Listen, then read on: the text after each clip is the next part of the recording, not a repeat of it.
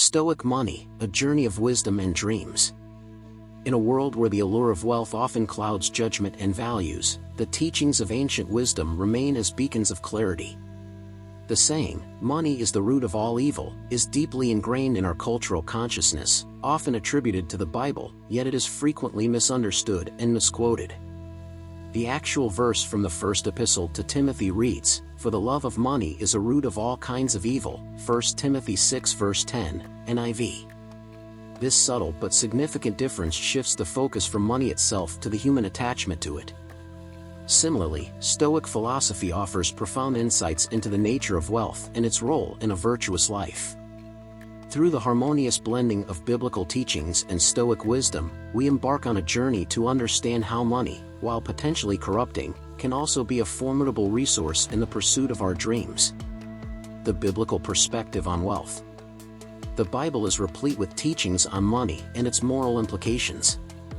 One of the most poignant narratives is the story of the rich young ruler who approached Jesus, seeking the path to eternal life. Jesus, perceiving the young man's attachment to his wealth, advised him, "If you want to be perfect, go, sell your possessions and give to the poor, and you will have treasure in heaven. Then come, follow me." Matthew 19 verse 21, NIV. This directive highlights the peril of letting wealth dominate one's life and values. Yet, the Bible does not universally condemn wealth.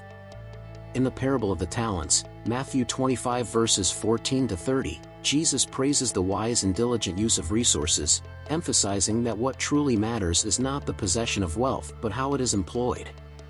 The faithful servants who doubled their talents are commended, illustrating that responsible stewardship and the fruitful utilization of resources are virtuous. Stoic philosophy on wealth. Stoicism, an ancient Greek philosophy founded by Zeno of Citium, teaches the development of self-control and fortitude as a means of overcoming destructive emotions. The Stoics regarded wealth as an indifferent, something neither inherently good nor bad, but rather neutral. It is our attitude towards wealth that determines its moral value. Seneca, one of the great Stoic philosophers, wrote extensively on wealth and virtue.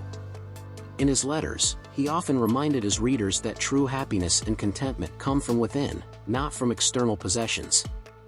He stated, "It is not the man who has too little, but the man who craves more, that is poor." Seneca's perspective aligns with the biblical warning against the love of money, highlighting that the desire and attachment to wealth are the true sources of corruption and misery. Marcus Aurelius, another prominent Stoic, echoed this sentiment in his Meditations. He advised, "Receive wealth or prosperity without arrogance, and be ready to let it go."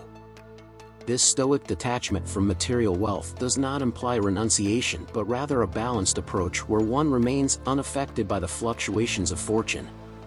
The dual nature of money. The dual nature of money is evident in both biblical and Stoic teachings. Money itself is a tool, a means to an end, and its moral value is determined by its usage. On one hand, the obsession with accumulating wealth can lead to moral decay, as seen in the story of Judas Iscariot, who betrayed Jesus for 30 pieces of silver. On the other hand, money can be a powerful enabler of good deeds and virtuous living, as exemplified by the early Christian community's practice of sharing their possessions to ensure that no one among them was in need, Acts 4 verses 32 to 35. Money as a resource for dreams. Understanding the potential of money as a resource rather than an end in itself transforms our approach to wealth. When money is viewed through the lens of virtue and purpose, it becomes a catalyst for achieving dreams and fulfilling one's potential. Biblical encouragement for using wealth wisely. The Bible provides numerous examples of individuals who used their wealth to serve a greater purpose. Joseph of Arimathea, a wealthy man, used his resources to provide a tomb for Jesus' burial, Matthew 27 verses 57 to 60. This act of generosity and devotion highlights how wealth can be used to honor and support what is truly valuable. Additionally, Proverbs 3 verses 9 to 10 teaches, "Honor the Lord with your wealth, with the first fruits of all your crops, then your barns will be filled to overflowing, and your vats will brim over with new wine." This passage encourages using wealth to honor higher principles and promises that such stewardship will lead to abundance. Stoic guidance on wealth as a means to virtue.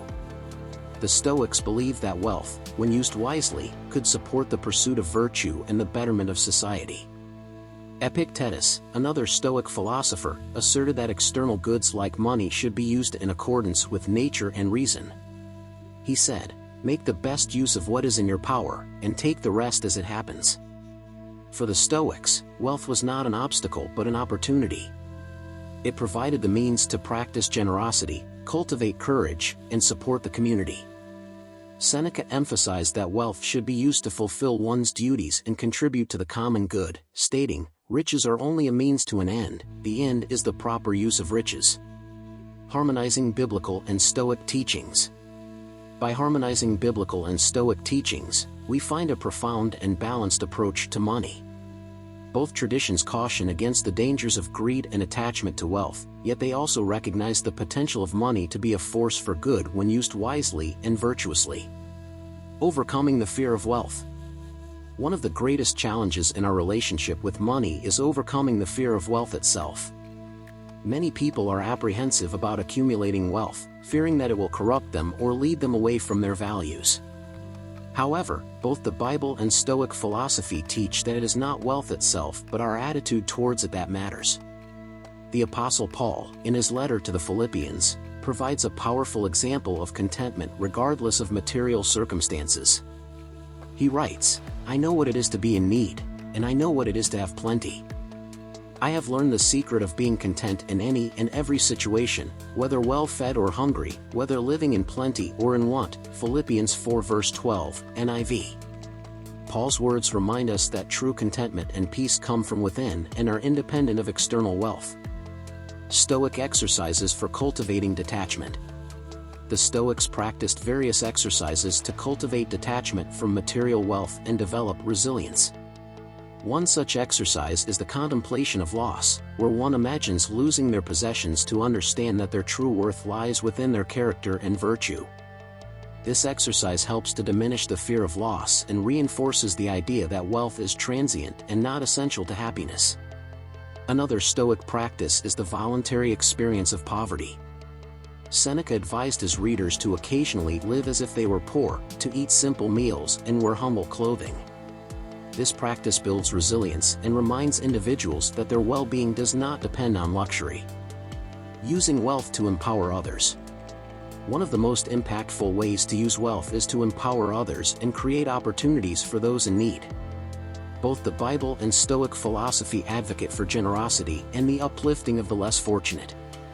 In the Bible, the parable of the Good Samaritan, Luke 10 verses 25 to 37, exemplifies the virtue of using resources to help others. The Samaritan uses his wealth to care for a wounded stranger, demonstrating compassion and selflessness. Similarly, the Stoics believed in the importance of community and the common good. Marcus Aurelius wrote, "What benefits the hive benefits the bee." This principle encourages the use of wealth to support societal well-being and collective progress. The path to fulfilling dreams. Money, when viewed as a resource and used virtuously, can be a powerful tool in the pursuit of dreams. It can provide education, fund creative endeavors, and support noble causes. However, it is essential to remember that money is not the ultimate goal but a means to achieve a higher purpose. Both biblical teachings and Stoic philosophy emphasize the importance of aligning one's actions with higher principles and values. By doing so, we ensure that our pursuit of wealth does not lead us astray but rather supports the realization of our true potential and the betterment of the world around us. A call to action. As we conclude this journey through the teachings of the Bible and Stoic philosophy, let us reflect on the profound wisdom they offer. Money, while potentially corrupting, is ultimately a neutral tool that can be wielded for great good or ill, depending on our intentions and actions. We are called to transcend the fear of wealth and embrace it with wisdom and virtue. Let us strive to use our resources to honor higher principles, support our communities, and fulfill our dreams. By doing so, we can transform money from a potential root of evil into a powerful force for good, paving the way for a life of purpose, fulfillment, and lasting impact.